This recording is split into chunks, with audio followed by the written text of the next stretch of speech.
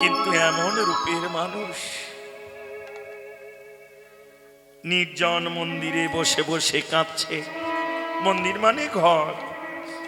নদিয়ার নাগরীটি ওই গৌর প্রেম ভরণ করে এনে বসে বসে কাঁদছে। এইবার মা, তোমাদের একটা গোপনের কথা বলি। প্রেম কাকে বলে বলতে পারো?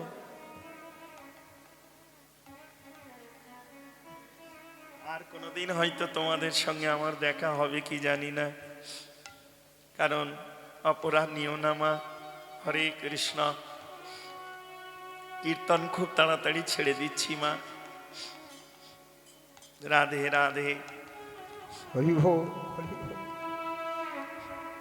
প্রেম কাকে বলে গো? রাগ করিস না মা। এ পাড়ার ছেলে ও পাড়ার মেয়ে পালিয়ে গেছে, আমরা বলি ওরা প্রেম করেছে। না, ওটা প্রেম নয়। ব্রহ্ম হতে নিম্নগামী তারে বলে কাম। গুরুচরণ আশ্রয় করে ভজন ঘরে বাধা দিলে, ঊর্ধ্বগামী হলে পরে তবে ধরে প্রেমময় রাধা কৃষ্ণ নাম।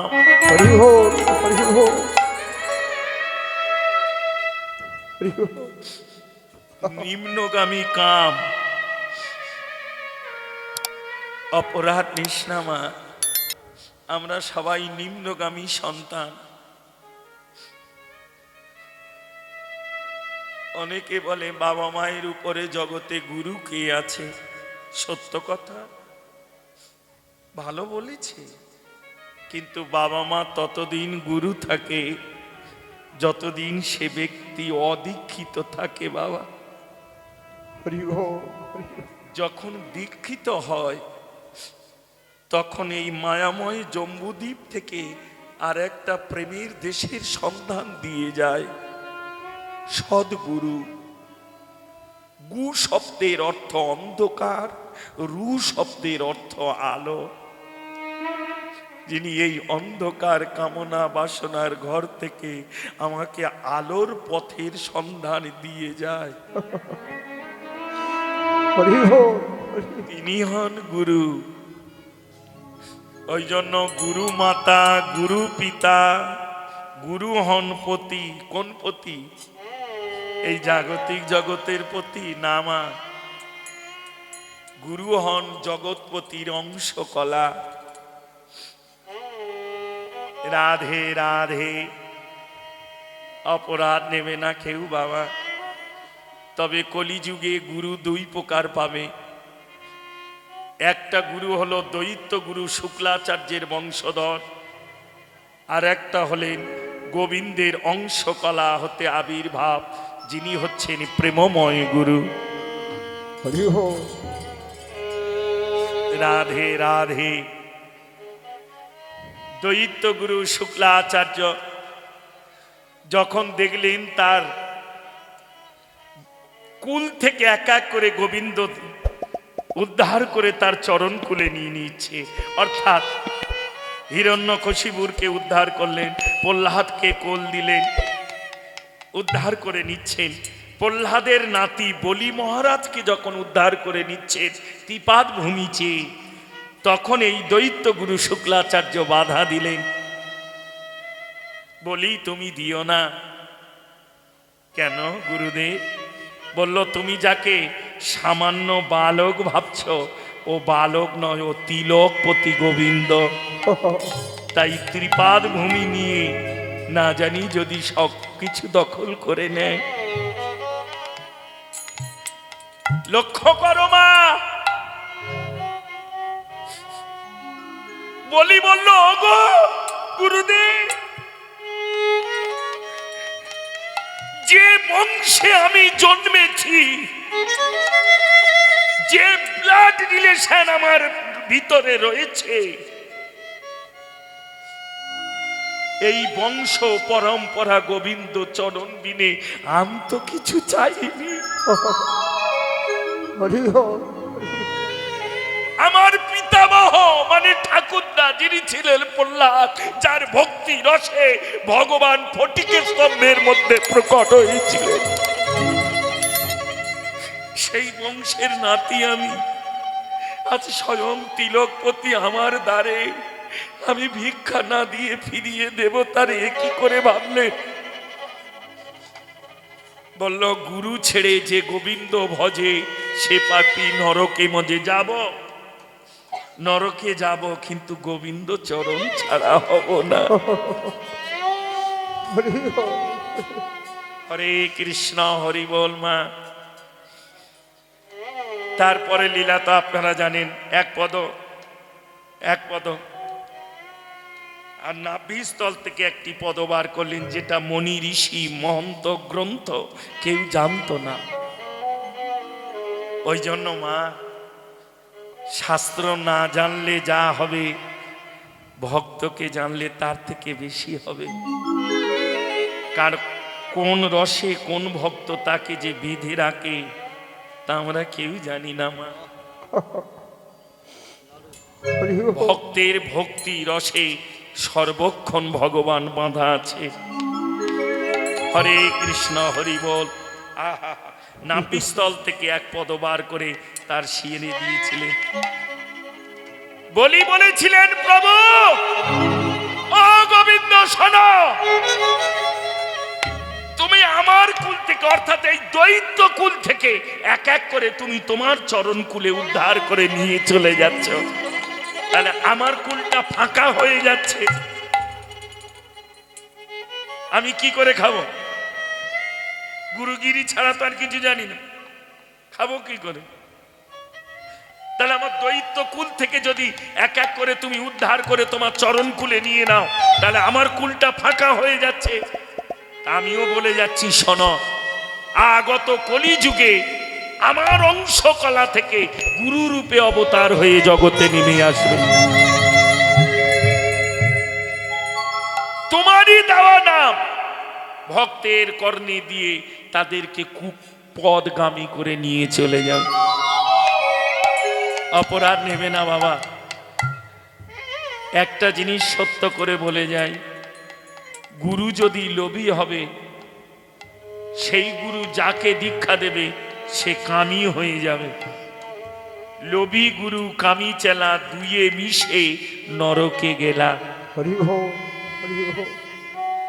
গুরুর জীবনে কোনোদিন লোভ থাকতে নেই, গুরু কোনোদিন চাইবে না। অপরাধ নেবে না বাবা। প্রকৃত যারা গুরু হয় তারা কোনোদিন চায় না। তবে শিষ্যের কর্তব্য গুরুকে সেবা করা।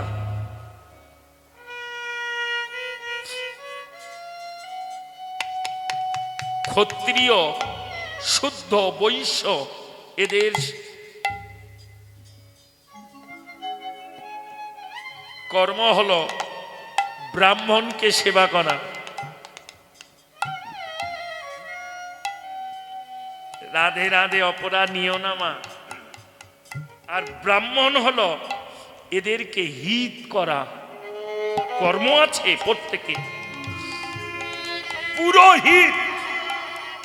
পূর্ণ হিতের কর্ম তুমি যদি করতে পারো তাহলে পুরোহিত। যাক, জয় রাধে, হরে কৃষ্ণ, হরি বল। আমার কুলটা খালি হয়ে যাচ্ছে, তোমার কুল আমি গুরু রূপে অবতার হয়ে এসে। ভগবান বললেন তাই হবে, কলিযুগে তুমিও গুরু হয়ে আসবে, আর আমার অংশকলা থেকে প্রেমময় গুরু হয়ে জগতে আমিও নেমে আসব।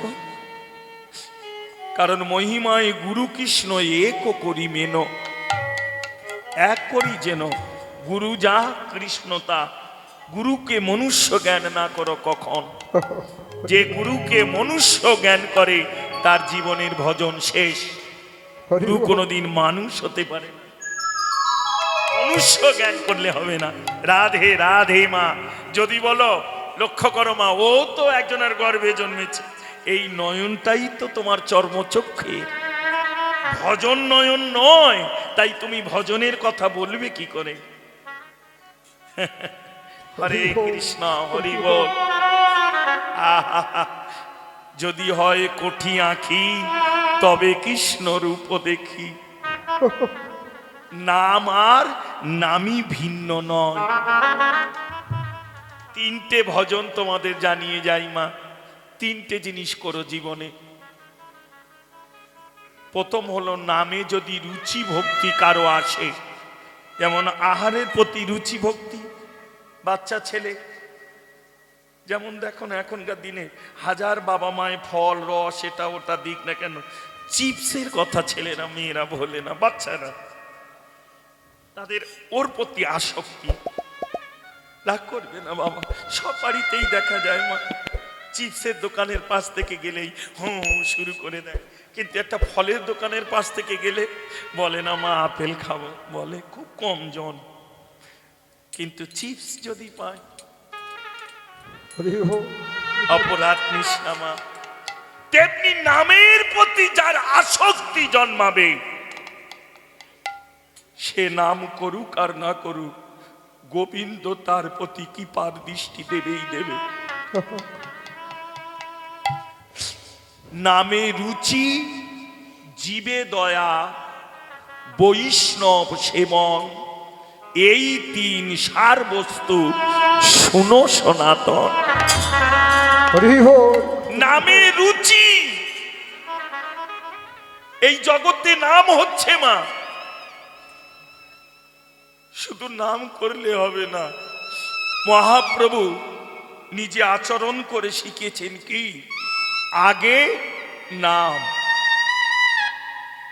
খুব ভালো করে মিলিয়ে নাও মা, আগে নাম। রাগ করবে না বাবা, অনেকে অনেক কিছু বলে শুনি, ভাবি ভালো, সবই ভালো বাবা, কোনোটা খারাপ নেই গো মা। এই জীবনে যদি নামতে না পারো, সে নামকে আশ্রয় করবে কি করে? হিন্দু ধর্মের আদি হলো আগে নাম, মুসলিম ধর্মের আদি হলো নামা, নাম। ভজনের স্তরে গেলে জানতে পারবে বাবা। হরে কৃষ্ণ হরি বল, আগে নাম। কোথায় আছি? মান অভিমান অহংকার আভিজাত্য, এই অভিমান থেকে যতদিন নামতে না পারব। কত ভক্তের জীবনী আছে মা। লালা বাবু সামান্য ওইটুকু কথা শুনি সেও নেমে গিয়েছিলেন এ জীবনে। বেলা যায় বাসনায় আগুন দিবি না, এই কথা শুনে ওই বাচ্চা মেয়ের মুখে তার চৈতন্য শক্তি জেগে গেল। সে পালকি থেকে মাটিতে নামলো, নেমে বাচ্চা মেয়েটার জড়িয়ে ধরে কাঁদছে। ও মা কি বললি আরেকবার বললাম মা। রাজার বেশ দেখে, জমিদারের বেশ দেখে ধোপার ওই মেয়েটা ভয়ে জর্জরিত, এমনি জড়সিত হয়ে গেল। কেঁদে কেঁদে বলল, বাবু আমি তো আপনাকে বলিনি মা, জানি, কিন্তু তুই কি বললি বল না মা। বলে আমি শুধু এইটুকু বলেছি, বেলা যায় বাসনায় আগুন দিবি না। লালা বাবুর এইটুকুতে জেগে গেল মা। এই বেলা না, এই বেলা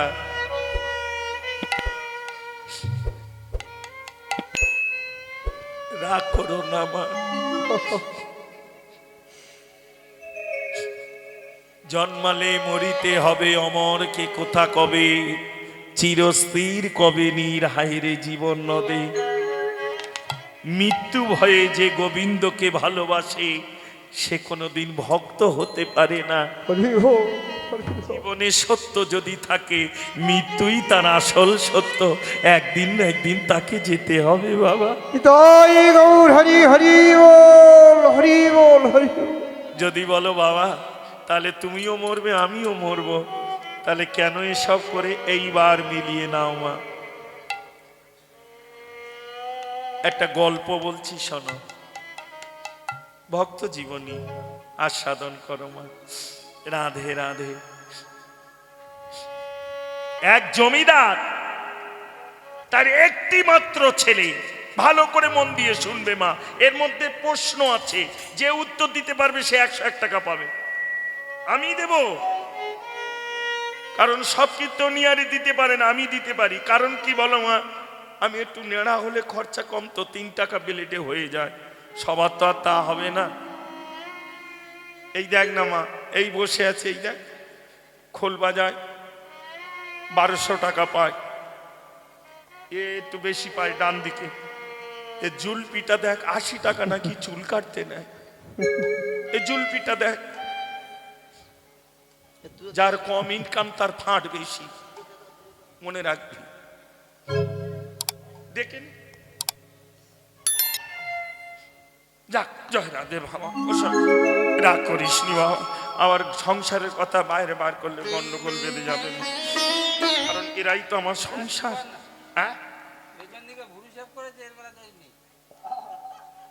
ও ধরছি পরে।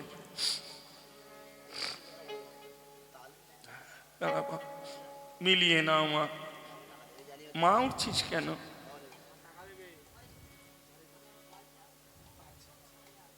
রাধে রাধে।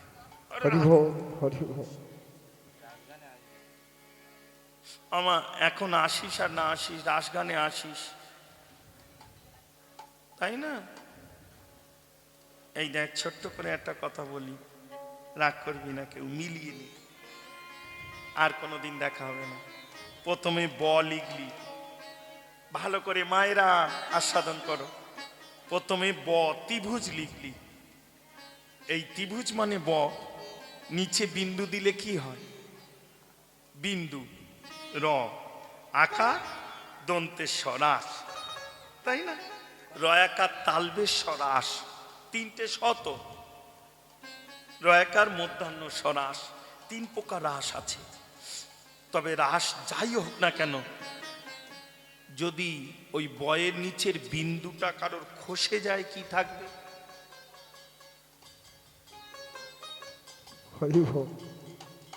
এত সোজা রাস, রাগ করিস না মা।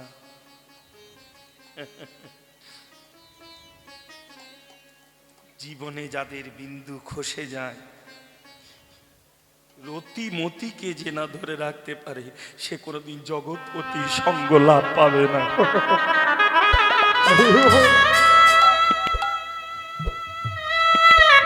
আর 40 বছর বয়স হলো আমার, এই সে ব্যাগ পেয়ে আশ্রমে পালিয়ে গিয়েছিলাম। যাই হোক, আমি গুরুর কাছে অনেক কেঁদেছি, সদানন্দ বাবাজির কাছে এখনো পর্যন্ত কাঁদি। ভক্তিমা মারা গেছেন, সদানন্দ বাবাজি আছেন। আমাকে একটু রাস গাইবার অনুমতি বললো, বাবা এখনো হয়নি।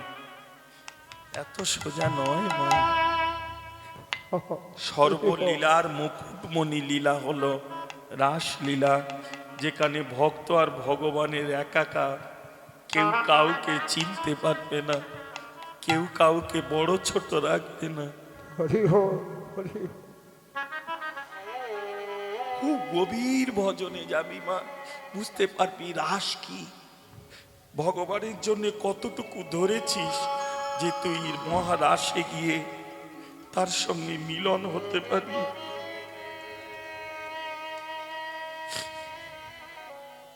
ওই জন্য ভাগবত আস্বাদন করে দেখো।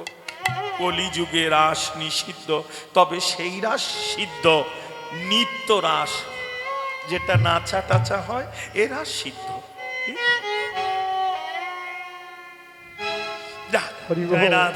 যেটা বলছিলাম মা, এখন জমিদারের একটি মাত্র ছেলে,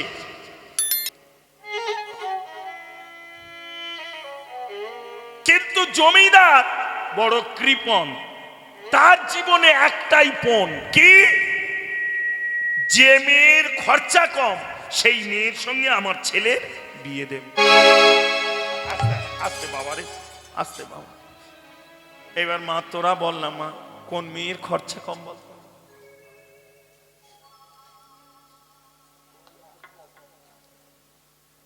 কোন মা বলতে পারিস কোন মেয়ের খরচা কম?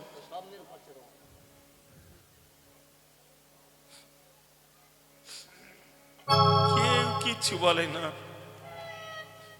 কেউ সাহস করে বলতে পারি না যে আমার খরচা কম।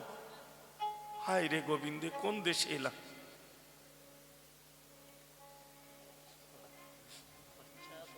এত মেয়েকে টেকেও এখন আবার দেখি চেঁচে সরু করে দেয়, খরচা বেড়েই যাচ্ছে। তবে এক জায়গায় খরচা খুব খানটা কমে যাচ্ছে মা, মাঝে মাঝে দেখা যায়, মাঝে মাঝে কেন প্রায় দেখতে পাচ্ছি 1200 টাকা নপুর খুলে দিয়ে 12 আনার কালো দড়ি বেঁধে রেখে দেয়।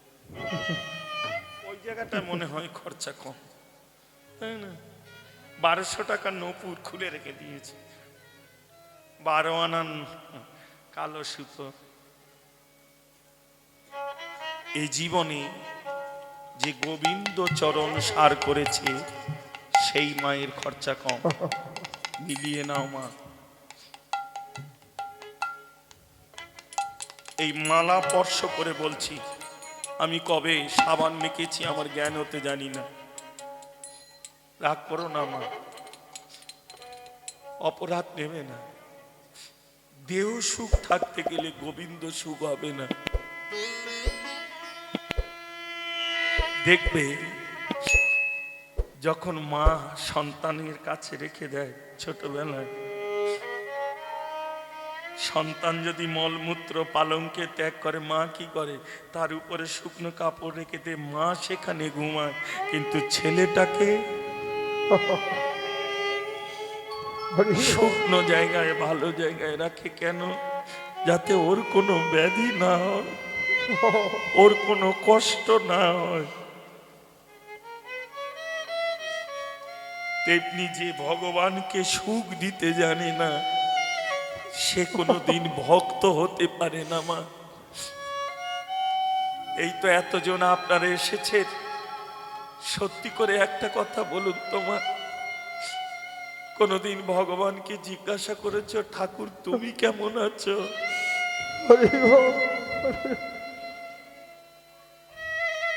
7 দিন পরে পরে জামাই এলে তাকে জিজ্ঞাসা করো জামাই কেমন আছো, আমার মেয়ে কেমন, নাতিটা দুষ্টু হয়েছে, ভালো আছে? কিন্তু 70 বছর বয়স হতে গেল, কারো 40 হলো, কোনোদিন ভগবানকে জিজ্ঞাসা করতে পারিনি। আমার বংশের ঠাকুর, তার কোনোদিন সেবা দিয়ে জিজ্ঞাসা করতে পারিনি গোবিন্দ তুমি কেমন আছো।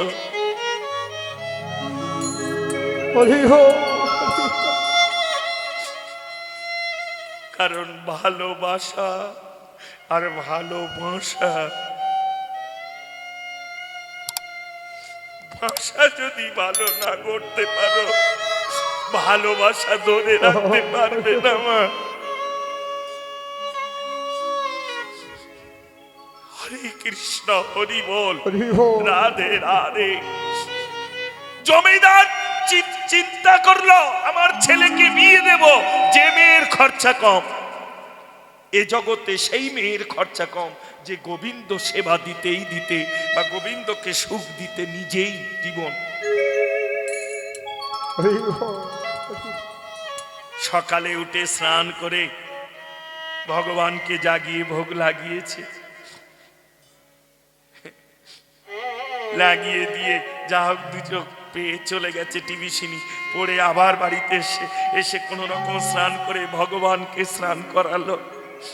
তার পোশাক আশাক মানে সিঙ্গার, যেটা বলি আমরা আশ্রমবাসী তো সিঙ্গার বলে, আপনারা বলেন পোশাক পরি, পরালো, মালা গেতে মালা পরালো, ভোগ লাগালো। ওদিকে স্কুলের টাইম হয়ে গেল, চলে গেল। আমার ফিরে এলো, বলে গেল মা ভোগ তুলে নিয়ে ঠাকুরকে শয়নে দিও, আমি চলে যাচ্ছি কলেজে। আমার মিলে না। আবার কলেজ থেকে এসে ঠাকুরকে জাগিয়ে আরতি করে তার সেবা লাগালো 4:30 মধ্যে, আবার সন্ধে 6:30 মধ্যে সন্ধ্যা আরতি। যে ভগবানকে সেবায় থাকে তার নিজের দেহ সুখ এত থাকে না মা। জমিদার এই মেয়ের সঙ্গে, অর্থাৎ বৈষ্ণব বাড়ির মেয়ের সঙ্গে নিজের ছেলেকে বিয়ে দিল। মায়েদের মধ্যে দেখবে মা, লক্ষ্য করে যতই শ্বশুর বাড়িতে আসুক না কেন, বাপের বাড়ির কিছু আচরণ তার ভিতরে থাকে।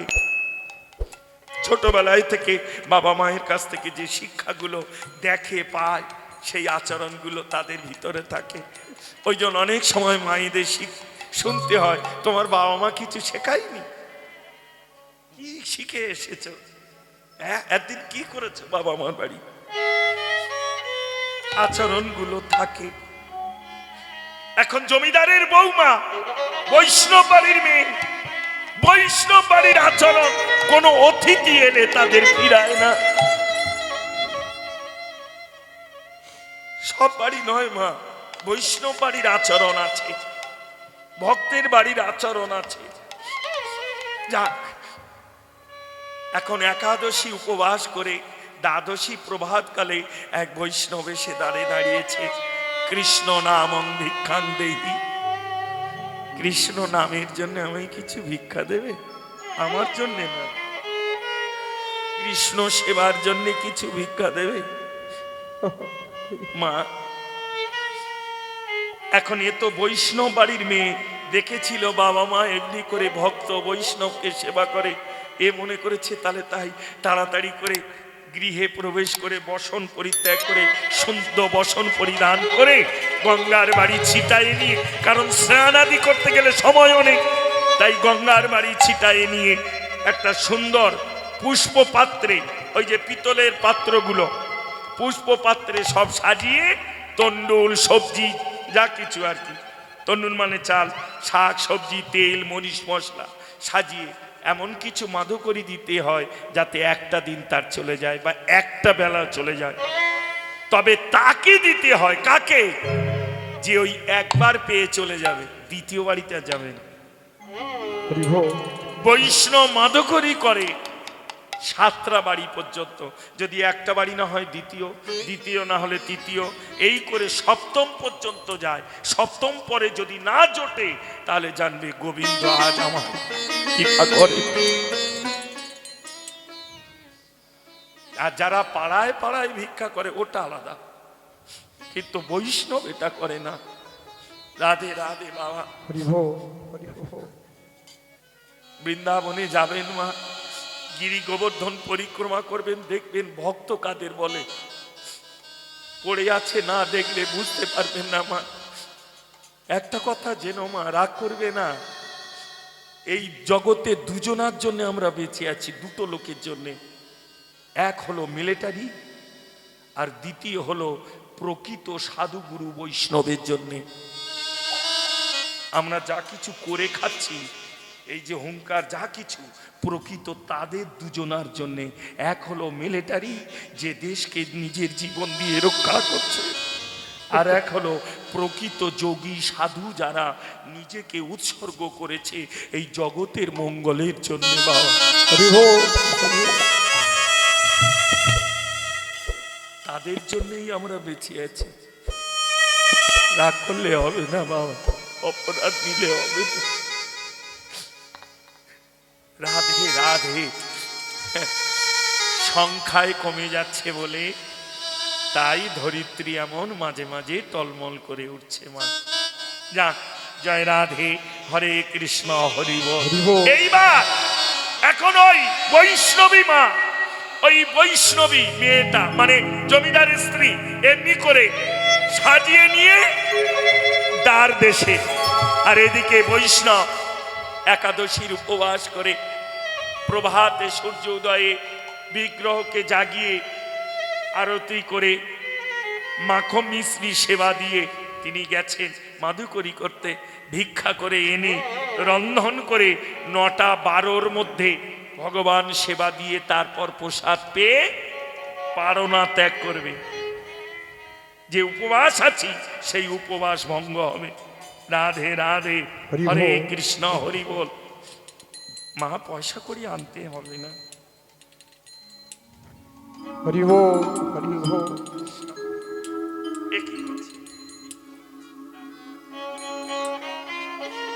কেউ এসো না, পয়সা করি নিয়ে আসবে না। বসো মা, নেমে যাওয়ার সময় দেবে দেবে, না দেবে। দেখো মা, আমি এসেছি আমার মতো, আমি নিয়েই এসেছি, এমনি আসিনি। শুধু আমি কেন, তোমরাও নিয়ে এসেছো, মিলিয়ে নাও, সব পাবে। এইবার যেই দিতে যাবে, জমিদার তো কৃপণ,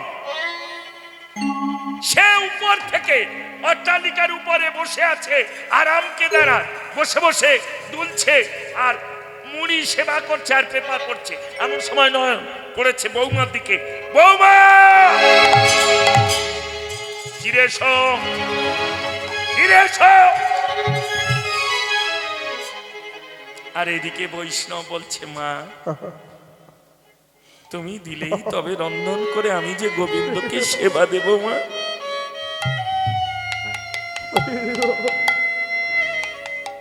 মেয়েটা মাঝখানে দাঁড়িয়ে গেলেন, এদিকে বৈষ্ণব, এদিকে গুরুজন, যাবে কোন দিকে? এদিকে গুরু বাক্য লঙ্ঘন করলে নারী জনমে কলঙ্ক আসবে, আবার এদিকে বৈষ্ণবকে যদি দিতে না পারি, বৈষ্ণব সেবা করাই তো জীবের মূল ধর্ম, যদি সেবা না করতে পারি জীবন রেখে লাভ কি? মধ্যস্থ দাঁড়িয়ে খাচ্ছে, গোবিন্দ তুমি আমায় বলে দাও, এ তুমি আমায় কি করলে, কোথায় এনে দাঁড়ালে গোবিন্দ? বাল্যকাল থেকে বাবা মায়ের আদর্শে, বাবা মায়ের শিক্ষায় তোমায় সেবা করতে শিখেছিলাম, তোমায় বড় ভালোবেসে ফেলেছিলাম, কিন্তু এ তুমি আমার কোন পরীক্ষায় ফেললে? রাধে রাধে মা। পড়াশোনা যে করে পরীক্ষা তো তাকেই দিতে হয় মা। গোবিন্দকে ভালোবাসবে, তার চরণ পাওয়ার কামনা করবে, আর পরীক্ষা দেবে না, এ তো হবে না। জাগতিক জগতের পরীক্ষায় 100-র মধ্যে 30 পেলে পাস, কিন্তু ভগবানের চরণে 100 পূর্ণ না হলে পূর্ণানন্দ গোবিন্দ তোমায় কোনোদিন আপন করে নেবে না গো। কে যেন ভিতর থেকে বলে দিল, তার বদন থেকে বেরিয়ে এলো, বৈষ্ণব ঠাকুর এরা যা খায় পুরানো খায়, নতুনে আমদানি নয়।